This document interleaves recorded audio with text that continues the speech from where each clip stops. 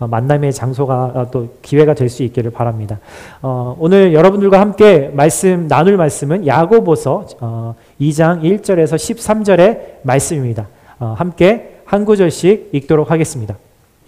제가 먼저 2장 1절의 말씀을 읽도록 하겠습니다. 내 형제들이여, 영광의 우리 주 예수 그리스도를 믿는 믿음을 겉모습으로 판단하지 마십시오. 만일 여러분의 땅에 금반지를 끼고 화려한 옷을 입은 사람이 들어오고 또 누더기 옷을 걸친 가난한 사람이 들어올 때 화려한 옷을 입은 사람을 보고는 여기 좋은 자리에 앉으시오 라고 말하고, 가난한 사람에게는 거기 섰든지 내 발판 아래 앉으시오 라고 말한다면 이는 여러분이 스스로 차별하며 악한 생각을 따라 판단하는 사람이 된 것 아닙니까? 내가 사랑하는 형제들이여, 들으십시오. 하나님께서는 세상에서 가난한 사람들을 택해 믿음에 부요한 사람이 되게 하시고 하나님을 사랑하는 사람들에게 약속하신 그 나라의 상속자가 되게 하지 않으셨습니까? 그러나 여러분은 가난한 사람을 멸시했습니다. 부자들은 여러분을 학대하며 여러분을 법정으로 끌고 가지 않았습니까? 그들은 여러분이 받은 아름다운 이름을 모독하지 않았습니까? 여러분이 성경대로 내 이웃을 내 몸과 같이 사랑하라는 최상의 법을 지킨다면 잘하는 것입니다. 그러나 만일 여러분이 겉모습으로 사람을 판단한다면 죄를 짓는 것이며 율법이 여러분을 범죄자로 판정할 것입니다. 누구든지 율법 전체를 지키다가 어느 하나를 범하면 율법 전체를 범하는 셈이 되기 때문입니다. 간음하지 말라고 하신 이가 또한 살인하지 말라고 하셨기 때문에 비록 간음하지 않았더라도 살인했다면 율법을 어긴 사람이 되는 것입니다. 여러분은 자유의 율법으로 심판받을 사람처럼 일동하십시오. 함께 읽을까요? 긍휼을 베풀지 않는 사람에게는 긍휼이 없는 심판이 있을 것입니다. 긍휼은 심판을 이깁니다. 아멘. 오늘 말씀 위에서 또 오늘 헌금 위에서 잠깐 기도하도록 하겠습니다. 하나님 아버지, 오늘 주님의 말씀을 듣습니다. 수많은 세상의 소리를 우리 안에서 잠잠하게 해주시고 주님의 음성에 귀 기울일 수 있는 은혜를 허락하여 주시고 또 성령께서 이 말씀이 내 삶에 깨달아지고 적용될 수 있도록 주님 도와주시옵소서. 오늘도 주님 앞에 귀한 예물로 정말 헌신하는 마음으로 나온 사랑하는 형제 자매들을 축복해 주시고 하나님 귀한 재정과 또 많은 주님께 드리는 섬김을 통해서 하나님 주님이 영광을 받으시고 하나님의 교회가 부요함을 얻는 은혜를 누릴 수 있도록 도와주시옵소서. 주님이 우리에게 주신 많은 것들을 우리가 움켜쥐고 있지 아니하고 이 세상에 많은 도움이 필요한 자들에게 함께 나누며 사는 지혜로운 삶을 살 수 있도록 저희 모두를 인도하여 주시옵소서. 모든 것 감사드리며 예수님의 이름으로 기도드립니다. 아멘.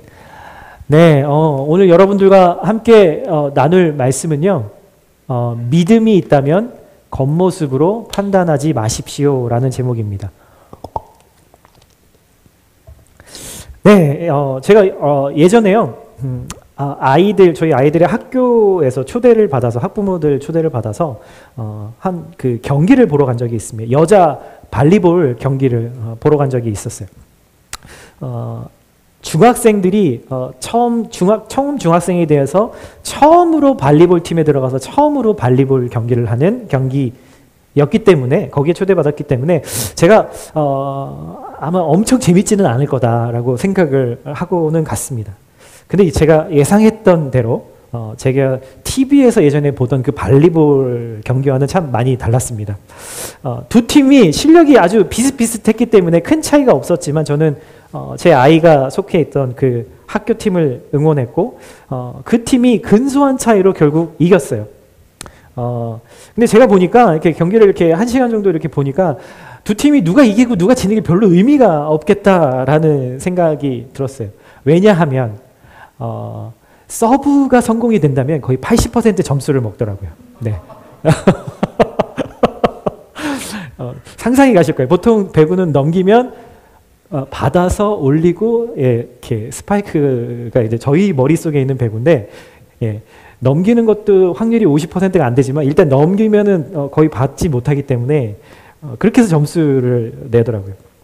근데 단순히 그런 것만 있었던 건 아닙니다. 이 두 팀이 나름의 팀의 분위기들이 있는 거예요. 그래서 제가 나중에 돌아오면서 그 팀이 왜 졌을까라는 생각을 했는데 이런 결론이었어요.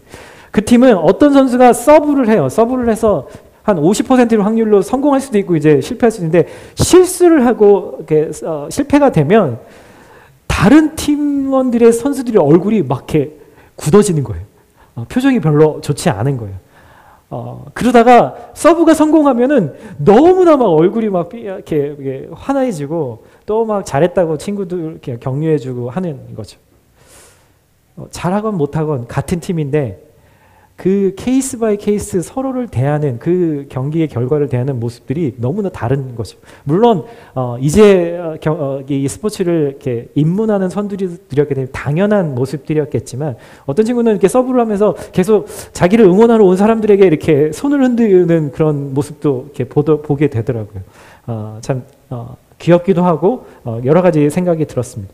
그런데 반면에 이긴 팀은 조금 무엇이 달랐냐면 팀원이 서브를 실수라고 리시브를 못 받아도 자기네들끼리 막 모여서 팀 구호를 막 외치고 막 괜찮다고 서로 이렇게 어깨를 도둑여 주고 서로 웃어 주었던 팀이 결국은 이기더라고요.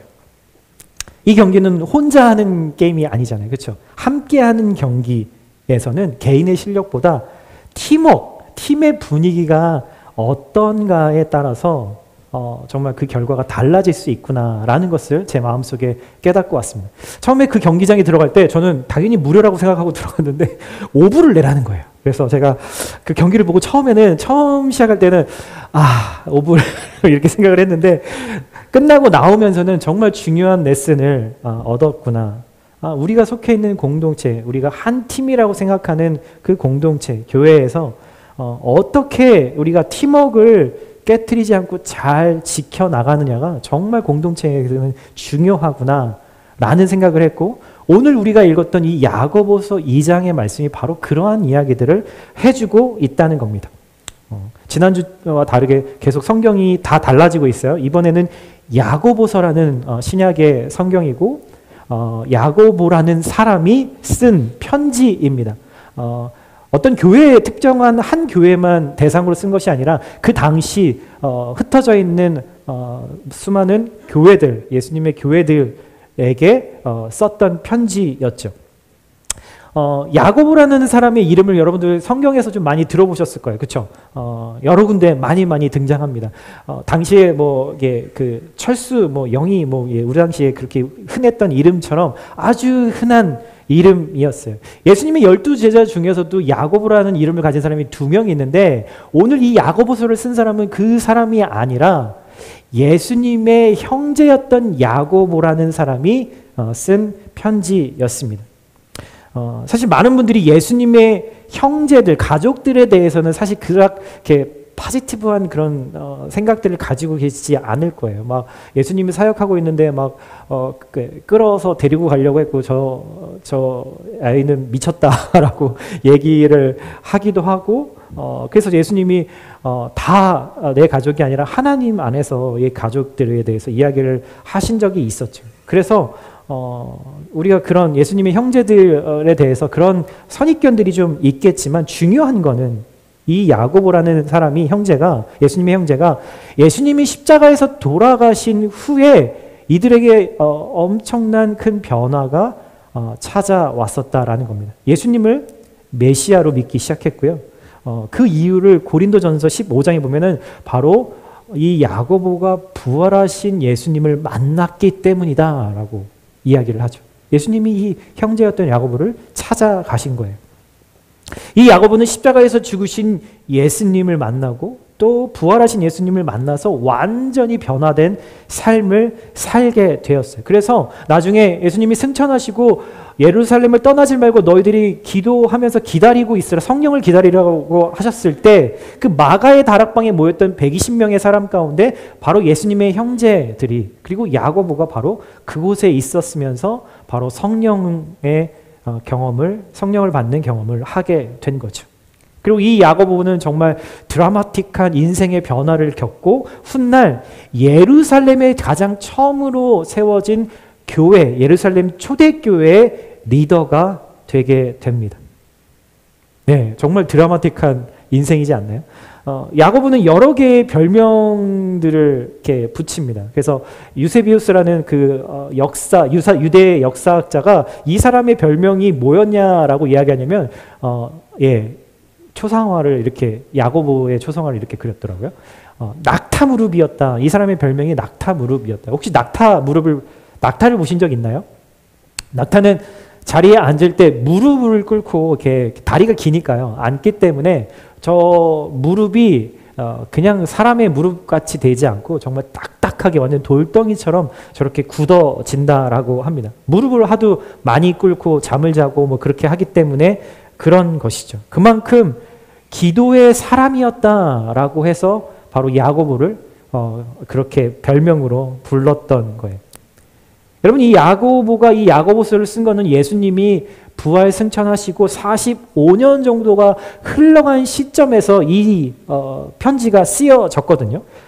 당시에는 우리가 사도행전을 보면은 막 바울 사도가 여기저기 돌아다니면서 막 공개적으로 보이는 곳마다 가서 복음을 전하고 그랬지만, 사실 그때는 이제 교회들이 초창기의 시절이었기 때문에 그런 일들이 가능했는데, 점점 시간이 흘러가면서 많은 사람들이 그리스도인이 어떤 사람인지를 알게 되면서 이런 일들이 거의 어려워지는 그런 상황들이 바로 지금 야고보가 이 편지를 썼던 시점입니다.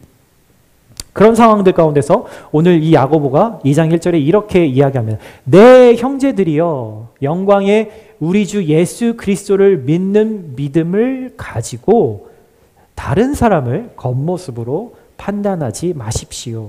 이렇게 이야기하죠. 여러분, 당시 교회 안에서 어떤 문제가 일어나고 있었던 거예요. 그 문제에 대해서 지금 야고보는 아주 우려스럽게, 그리고 그것에 대해서 강하게 지적하고 있는 거죠. 당시 교회 안에서는요, 사람들의 외모, 사람들이 가지고 있는 권력, 사람들이 가지고 있는 돈에 따라서 서로를 판단하고 서로를 차별하고 있는 일들이 일어나고 있었던 것 같아요.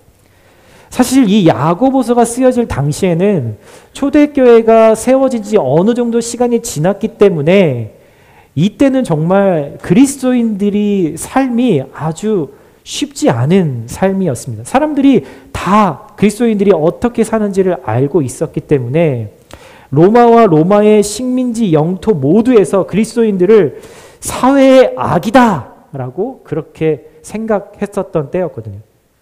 로마 황제에게 무조건 따르지 않고 그의 말에 복종하지 않고 그를 신으로 섬기는 일을 거부했었던 그리스도인들이었기 때문에 그런 생각들을 가질 수밖에 없었죠.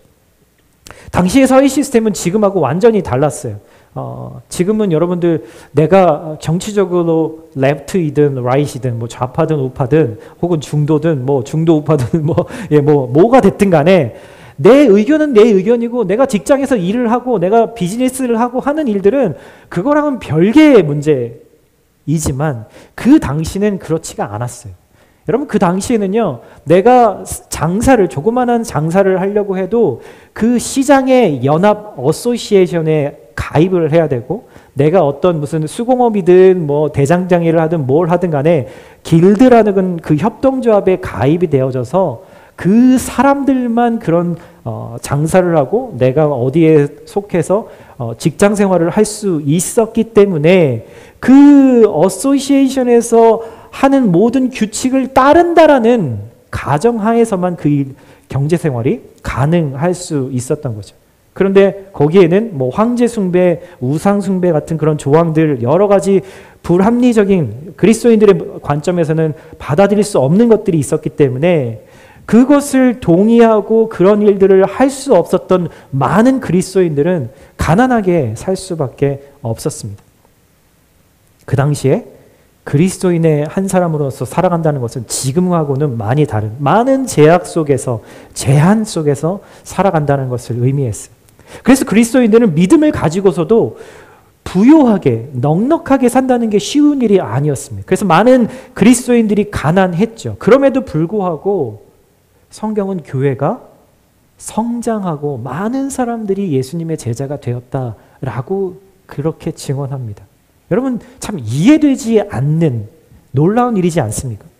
예루살렘에서도, 그리고 많은 이방 지역 교회에서도 계속해서 예수님의 제자들이, 성도들이, 숫자들이 늘어났다라고 이야기를 하죠. 교회가 짧은 시간 안에 갑자기 없었던 교회가 세워지고 커지면서 교회 안에는 세상에서 부자였던 사람, 또 가난했던 사람, 이제 막 예수님을 믿게 된 사람들, 다양한 사람들이 모이기 시작하면서 세상 속에서 있었던 문제가 교회 안에서도 똑같이 일어나기 시작했던 거예요. 이것을 대표적으로 보여주는 예가 사도행전 6장에 보면은 한 이야기가 등장합니다. 6장 1절에 보면은 이렇게 이야기합니다. 이 무렵 제자들의 수는 점점 늘어났습니다. 그때 그들 가운데 그리스파 유대 사람들이 히브리파 유대 사람들에 대해 불평이 생겼습니다. 매일 음식을 분배받는 일에서 그리스파 유대 사람과 과부들이 빠졌기 때문입니다. 그냥 별일 아니네라고 생각하실지 모르겠지만 아주 중요한 문제였어요. 교회 안에서 차별에 대한 문제가 일어나기 시작한 거죠. 그 당시에 예루살렘에만 처음으로 교회가 생겼는데 이 예루살렘의 교인들은 이방인들이 거의 없었고 대부분은 다 유대인들이 예수님을 믿고 개종한 그리스도인들이었거든요. 근데 이 교회에는 특별히 두 개의 그룹이 있었습니다. 하나는 원래부터 이 예루살렘과 예루살렘 근처에 살던 아주 오래된 토박이들, 몇 대를 거쳐서 자기의 조상들 때부터 계속 살아왔던 사람, 그리고 다른 지역으로 디아스포라로 흩어져서 살았던 그러니까 유대인들이 다시 이 예루살렘에 돌아와서 살았던 사람들. 그래서 이 교회는 히브리파 유대인과 그리스파 유대인, 이 두 그룹이 함께 같이 공존하고 있었던 거예요. 예전에 이스라엘의 역사를 좀 아신다면은 구약에 보면은 그렇잖아요. 이게 이스라엘이 두 개 나라로 나중에 나뉘어지죠. 북이스라엘과 남쪽의 유다로 갈라지는데 이 두 나라가 결국은 망하죠. 하나님 앞에 범죄함으로 망합니다. 어느 나라에게 망하죠? 바벨론과 아시리아라는 나라에게 망하죠. 그래서 수많은 그 이스라엘 백성들이 거기에 포로로 끌려갑니다. 포로로 끌려간 사람들도 있고 또 여러 가지 이유들로 인해서 그 바벨론과 아시리아의 그 지역 혹은 그 주변 지역으로 가서 그 생계를 유지하면서 거기서 살았던 많은 사람들이 있었던 거예요. 그리고 나서 이 사도행전의 시절에 오니까 거기는 다 그리스어가 공용인, 로마와 그리스 문화가 공존하고 있는 그 지역에서 살던 사람들이 바로 그리스파 유대인들이었다는 거예요. 몇 세대들을 거쳐가면서 그들의 마더 랭귀지는 그리스어가 되었겠죠. 어찌됐든 여러 가지 이유로 인해서 지금 예루살렘 교회에 이 두 개의 그룹이 함께 교회를 이루고 있었던 거예요.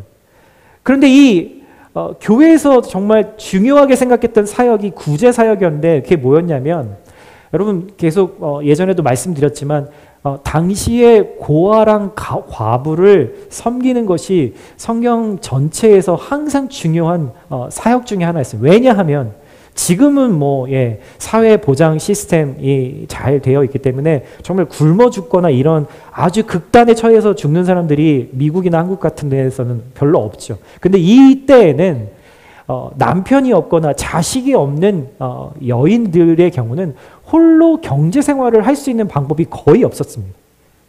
그래서 이들은 정말 누가 도와주지 않으면 생계를 이렇게 입에 풀칠할 수가 전혀 없는 상황들이었기 때문에 교회가 그런 사람들은 꼭 반드시 도와야 한다라는 생각을 가지고 있었기 때문에 교회에서 가난했지만 이 과부들을 돕는 일들을 게을리 하지 않은 거였어요. 그런데 문제는 여기서 발생합니다.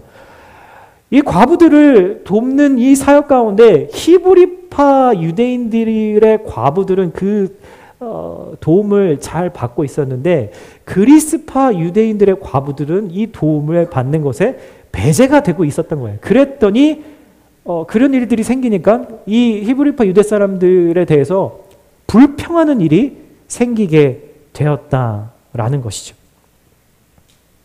예, 교회 안에서 아주 중요한 이슈였어요. 여러분, 차이랑 차별이라는 이 두 단어를 아시죠? 예, 그거는 서로 다릅니다. 여러분, 차이라는 것은요, 사람의 여러 가지 차이죠. 사람은 외모도 다르고요. 저와 여러분들은 다 외모가 다 달라요. 성격도 다르고요. 자라온 환경도 다릅니다. 저처럼 내성적인 사람도 있고, 또 저와 반대로 외향적인 사람도 있고, 저처럼 키가 작은 사람도 있고, 또 키가 큰 사람도 있고, 말이 많은 사람도 있고, 말이 적은 사람도 있고, 부자인 사람도 있고, 가난한 사람도 있고, 정말 많은 개별적인 차이들이 여러분들 안에, 저와 여러분들 안에 다 존재합니다. 여러분, 이거는 다 서로가 다른 특징들, 그것을 우리는 차이라고 부르죠.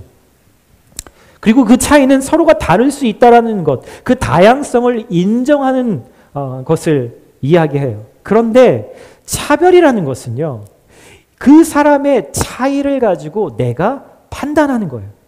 내가 편견을 갖는 거예요. 어떤 사람의 그 차이를 가지고 나는 내 생각엔 저건 좋아, 저건 나빠 라고 판단하는 겁니다. 나는 키가 큰 사람만 좋아. 키가 큰 사람이 좋아. 많은 사람이 그렇죠. 예, 많은 자매님들이 배우자를 고를 때 거의 3순위 안에 들어오는 게 키가 180이 넘는 사람들. 그럼 저 같은 사람들은 170도 안 되는 저 같은 사람은 결혼을 할 수가 없는 조건이겠죠. 네, 돈이 많은 사람들이 좋아. 잘생긴 사람이 좋아. 예쁘게 생긴 사람이 좋아. 라고만 우리가 한다면 그거는 차별이죠. 내가 의도하지 않았던 간에 이 기준의 반대편에 있는 사람들은 차별을 받는 상황이 된다는 거예요. 그래서 오늘 9절에 이렇게 얘기합니다. 그러나 만일 여러분이 겉모습으로 사람을 판단한다면 뭐예요?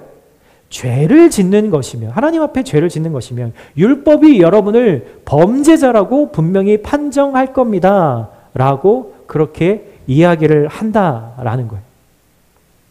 여러분, 차별은요, 교회의 본질을 흔드는 문제예요. 왜냐하면 여러분, 복음이 그 사람의 믿음이 바른 기초 위에 서 있지 않다라는 것을 스스로 증명하고 있는 행동이거든요. 예수님께서도 이 점을 분명하게 말씀하십니다. 하나님이 이 햇빛과 비를 여러분 선한 사람에게는 내리시고 악한 사람에게는 햇빛을 안 내리시나요? 그렇게 하시지 않으시죠. 하나님은 악한 사람과 선한 사람을 차별하지 않으신다는 거예요. 만약 하나님이 차별하셨다면, 차별하는 하나님이시라면 저와 여러분같이 죄인으로 살아온 인생에게 구원이란 있을 수 없는 사건이었을 거예요. 누군가를 판단하고 차별한다는 것은요, 인류의 첫 번째 사람이었던 아담과 하와가 지었던 죄와 똑같은 것입니다. 여러분, 뱀이 유혹했던 것, 이 하나님이 먹지 말라고 했던 이 선악과를 먹지 말라고 했던 것, 유혹의 핵심이 뭐였나요? 이걸 먹으면 네가 하나님처럼 선과 악을 구별할 수 있을 거야 라는 거였어요. 정말로 이것을 먹고 선과 악을 구별하게 됩니다. 무엇을 구별하게 되면 나의 생각이 기준이 돼서 선과 악을 판단하겠다라는 것, 바로 그것이 바로 우리 인류의 첫 번째 가장 근본적인 죄의 이유였던 거죠. 그것은 바로 하나님의 기준, 하나님의 생각을 거부하고 나의 생각이 옳다라고 하는 그 교만함의 동기가 바로 이 죄의 근본이었습니다. 여러분, 하나님은 사람을 차별하지 않으세요. 저 같은 사람도 누군가를 차별할 수 있을지 모르겠지만 하나님은 사람을 차별하지 않으십니다. 사람마다, 여러분들 오늘 아침에 몸무게 재보고 오셨어요, 다들? 예. 저희 집에 그 여자분들은 매일 아침마다 몸무게 재시더라고요. 그래서 뭐 이유는 잘 모르겠지만 저는 재본 게 한 1년 전에 재본 것 같은데 여러분, 사람마다 다 몸무게는 다 다릅니다. 그런데 하나님이 사랑하시는 우리들의 영혼의 무게는 다 똑같아요. 그래서 하나님은 한 영혼을 천하보다도 귀하게 여기신다라고 우리에게 말씀하시는 거예요. 믿음을 가지고 산다는 것은요, 내 기준, 내 생각에 옳고 그른 것으로 판단하지 않는다라는 것입니다. 내가 기준이 되면 항상 나는 옳을 수밖에 없어요. 여러분 잘 생각해 보세요. 내 생각, 내 경험이 기준이 되면 나는 항상 옳아요. 그러면 반대로 상대방은 틀린 거예요. 여러분, 우리는 이런 현상들을 우리 뉴스에서 너무 많이 보고 있잖아요. 미국과 한국의 이 모든 사회의 문화의 상황들이 다 extremely right과 left로 가고 있는 거예요. 그러면서 모든 사람들이 주장하는 게 뭐예요? 내가 옳으니까 너는 틀리다라고 이야기를 하는 거죠. 얼마 전 바울이 갈라디아 교회에 보낸 편지를 우리가 말씀을 나누면서 예수님을 믿는 것, 우리가 구원을 얻는 것은 오직 믿음으로 하나님의 은혜로만 우리가 구원을 얻는다라고 말씀드렸어요. 여러분 이 교리가, 이 진리가 얼마나 중요한지 몰라요. 그런데 이 진리만 안다면 반쪽만 아는 거죠. 어떤 분은 이런 질문을 할 수 있습니다. 그러면 목사님, 제가 구원을 받기 위해서 제가 할 일은 아무것도 없네요. 저는 아무것도 안 하고 그냥 대자로 누워서 그냥 누워만 있으면 제가 하나님께 구원을 얻을 수 있는 것인가요? 라고 질문하실 수 있을 거예요. 물론 성경은요, 오직 믿음으로, 오직 은혜로 구원을 받는다라고 말합니다. 하지만 우리가 그 믿음으로 받는다고 했을 때 그 믿음은, 그 올바른 믿음은 반드시 내 삶의 변화를 동반하게 되어 있어요. 내 삶의 행동의 변화를 동반하게 되어 있다라는 거예요. 여러분, 그래서 바른 믿음을 가질 때 정말 바른 행함이, 바른 삶이 따라온다는 거죠. 이 두 가지는 서로 띄워놓고 얘기할 수 있는 것이 아니라 하나로 함께 항상 믿음과 삶의 변화, 행함은 함께 움직인다라는 것을 이야기합니다. 다시 말해서 내가 얼마나 바른 믿음을 가지고 있느냐는 내 삶의 변화된 행동을 통해서 증명된다라는 것이죠. 여러분, 우리는 기도해요. 여러분 많은 분들이 기도하실 거예요. 기도하면서 막 마음이 뜨거워질 때도 있어요. 또 기도하면서 눈물을 흘릴 때도 있어요. 찬양하면서 정말 내 마음이 막 그 복잡한 것들이 풀려지는 것을 느낄 때도 있어요. 그런데 그러면서도 오랜 시간 동안 내가 누군가를 미워하고 있고 누군가를 비판하고 비난하는 일을 멈추지 않고 내 속에서 나를 속이는 거짓말들을 계속하고 있고 세상의 것들을 쫓아서 계속해서 살아가고 있다면 여러분, 그 사람의 믿음은 가짜인 거죠. 날 구원하신 예수님을 위해서 예수님이 하신 말씀이 있어요. 내 이웃을 내 몸과 같이 사랑하라. 여러분, 이 말씀을 행하기 위해서 내가 단 한 번도 내 인생에서 손해보는 일을 하지 않았다면, 내가 그런 삶을 살고 있지 않다면 여러분, 우리의 믿음은 다시 점검해봐야 되는 것이. 여러분, 믿음이 행함으로 드러날 때 그러면 어떤 일이 일어날까? 다시 우리가 이야기했던 사도행전 6장의 그 사건으로 한번 돌아가 볼까요? 사도들은 그리스파 유대인들의 그 원망 소리를 듣고 아주 놀라운 반응을 합니다. 그들은 자신의 잘못을 깨닫습니다. 성령으로 충만했던 이 예수님의 제자들의 변화된 모습이었어요. 예수님의 제자들을 보면 사실 대부분 히브리파 유대인들이었거든요. 그러니까 사실 반대 그룹, 그리고 소수 그룹의 이 원망을 듣고 이 기득권을 가지고 있었던 히브리파 유대인들이었던 이 제자들이 회개하기 시작했다는, 그리고 기도하기 시작합니다. 무엇을 위해서 기도했냐면 이 문제에 대해서 하나님의 뜻이 무엇인지, 어떻게 해결하기를 원하시는지 하나님의 뜻을 묻기 시작했다는 거예요. 그리고 기도한 후에 정말로 중요한 결정을 하게 됩니다. 먼저는 제자들은 이 문제를 해결하기 위해서 우리가 사역도 하고 또 막 기도도 하고 말씀도 전하고 이런 일들을 다 감당할 수 없으니까 우리는 기도와 말씀 사역에 전념할 테니 성도들을 다 모아놓고 너희 가운데 성령에 충만하고 모든 사람들에게 칭찬받는 7명의 집사를 안수해서 세우라. 그리고 그들에게 리더십을 이양하고 그들이 그 일들을 감당할 수 있도록 하자라고 이야기를 하는 거죠. 그렇게 해서 예루살렘의 모든 성도들이 기도하고 7명의 집사를 세웁니다. 이 예루살렘 교회의 7명의 집사가 누구였는지 혹시 기억하세요? 우리 스데반 집사님이 있었고 또 에티오피아 내시에게 복음을 전했던 빌립 집사도 있죠. 근데 여러분 이 7명이 참 놀라운 것은 모두가 다 그리스파 유대인들이었다는 거예요. 스데반, 빌립, 브로고로, 니가노루, 바메나, 니골라 이 7명의 안수 집사는 다 소수였고 거기에 오래 살지 않았던 그런 그리스파 유대인들이었다는 거예요. 이 사람들의 이름이 다 그리스 이름들입니다. 놀랍지 않으세요? 어떻게 이런 일들이 일어날 수 있죠? 12명의 제자들이 자기들끼리 기도하고 결정해서 교회 성도들에게 통보했냐? 아니에요. 성도들은 싫어했는데 리더들이 강행한 것이 아니었어요.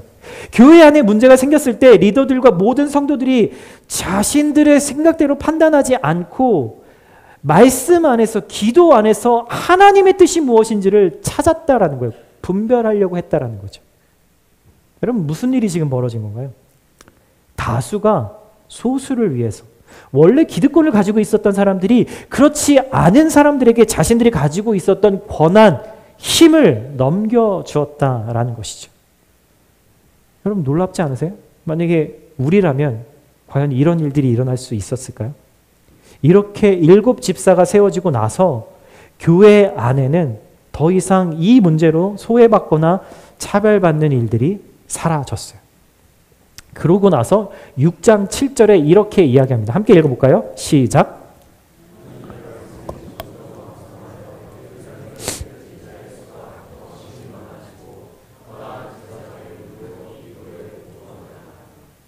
여러분 참 너무나 아름다운 열매가 맺혀진 거죠. 여기서 한 가지가 참 궁금해집니다. 히브리파 유대인들은 어떻게, 우리의 항상 고민은 그거잖아요. 어떻게 이런 일들을 할 수 있었겠냐라는 거예요. 여러분 겉모습으로만 따지면 자신들보다 가난하고 자신들보다 연약했던 소수의 사람들에게 어떻게 자신들이 주장할 수 있는, 타당하다고 생각할 수 있는 것을 포기하고 그들에게 넘겨줄 수 있었겠냐라는 거죠. 어떻게 나보다 상대방이 우선이 되는 선택을 할 수 있었겠냐라는 거예요.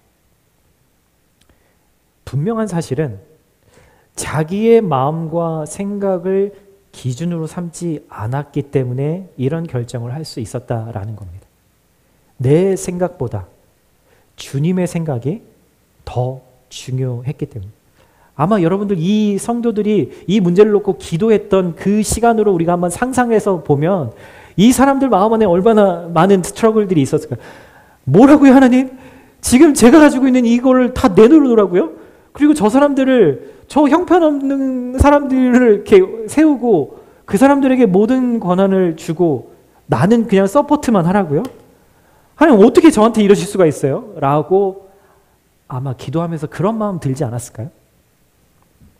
저는 분명히 이런 마음의 변화의 과정을 그들이 기도 가운데서 겪었다라고 생각합니다.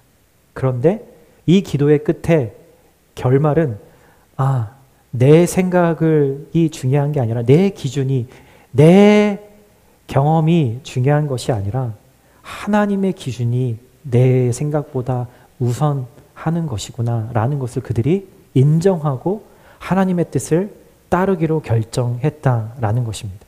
하나님은 지금 그 상황 가운데서 교회에 그리스파 유대인들을 리더로 세우시기를 원했다라는 것을 그들이 깨달은 것이죠. 중요한 것은 그들의 믿음이 그냥 마음과 생각에만 머물러 있지 않고 행동으로 실행되었다라는 것입니다. 자신들이 지금까지 교회의 주인공이었는데 이제 주인공을 다른 이들에게 넘겨주고 자신은 그들을 돕는, 섬기는 사람이 되기로 결정한 거예요. 사실 어떻게 보면은 이전에는 진짜 주인공이었을지 모르겠지만 정말 지금 이 모습이 하나님이 인정하시는 진짜 주인공이 된 거예요. 여러분 사람은요 어딜 가나 2명 이상이만 모이면 누구나 다 자기가 주인공이 되고 싶어 합니다. 누구나 리더가 되고 싶어 하고 누구나 교회에서조차도 나는 잘 나가는 사람, 주목받는 사람, 주류가 되는 사람이 되길 원하죠. 그런 마음들이 모이는 곳에서는 반드시 누군가는 소외되고 누군가는 차별받는 사람들이 생기게 마련이에요. 그래서 야고보서 2장 5절에 우리가 원래 어떤 사람이었는지를 야고보가 다시 한번 상기시켜줍니다. 한번 읽어볼까요? 네. 죄송합니다. 제가 안 했네요. 제가 읽어드릴게요. 내 사랑하는 형제들이여. 예, 이런 문제가 있는 사람들에게 이렇게 얘기합니다. 내 사랑하는 형제들이여. 들으십시오. 하나님께서는 세상에서 가난한 사람들을 택해서 믿음에 부요한 사람이 되게 하시고 하나님을 사랑하는 사람들에게 약속하신 그 나라의 상속자가 되게 하지 않으셨습니까? 원래 우리는 가난한 사람들이었다는 거예요. 그런데 하나님이 우리를 택하셔서 믿음에 부유한 사람으로 변화시켰다는 거죠. 그러면 어떤 분들은 그런 마음속에 그런 생각이 들 거예요. 아니 목사님, 아니요. 저는 그렇게 가난하지 않은데요. 저는 이런 대학도 나왔고요. 이런 학위도 있고요. 저는 돈도 좀 통장에 있고요. 집도 있고요. 교회도 좀 오래 다녔고요. 다른 사람도 인정하는 삶의 열매들이 제 안에 얼마나 많은데요. 제가 가난한 사람이 원래 아니었거든요. 라고 생각하실지 모르겠어요. 여러분, 그러나 사랑하는 형제자매 여러분, 우리는 하나님 눈에, 하나님 앞에 여전히 가난한 사람들이에요.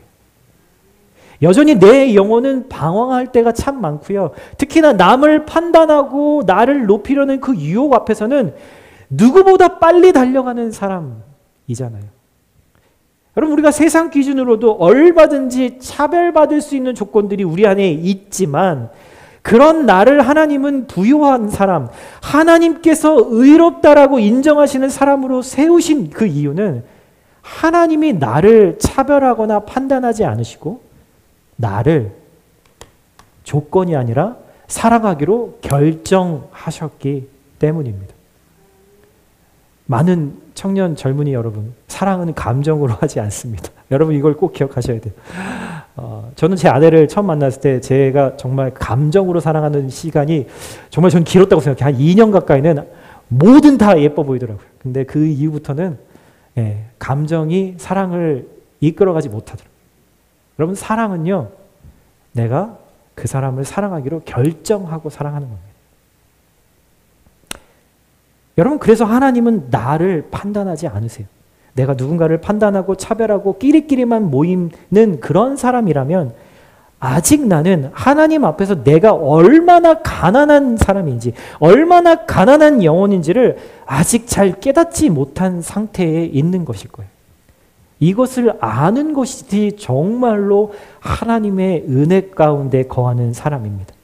그래서 우리가 하나님 앞에 예배하거나 기도하거나 또 섬김의 자리에 나아갈 때 우리는 성령의 은혜가 내가 얼마나 가난한 사람인지, 얼마나 부족한 사람인지를 늘 깨닫게 해주시는 게 바로 하나님의 은혜라는 거예요.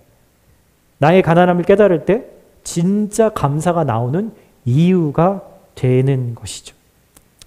사도들과 예루살렘 교회 성도들 모두가 그리스파 유대인들을 리더로 세울 수 있었던 이유는 그들이 성령님의 다스리심 가운데 있었기 때문에 가능한 결정이었어요. 이들은 기도 가운데 하나님의 뜻이 무엇인지 깨달았고 깨닫는 데 멈추지 않고 행하는 데까지 나아갔던 것이죠. 이것이 그들의 믿음이었습니다. 그래서 14절에 이렇게 얘기하죠. 내 형제들이여, 만일 누가 믿음이 있다고 하면서 행함이 없으면 무슨 소용이 있겠습니까? 라고 야고보가 단언하고 있는 거죠.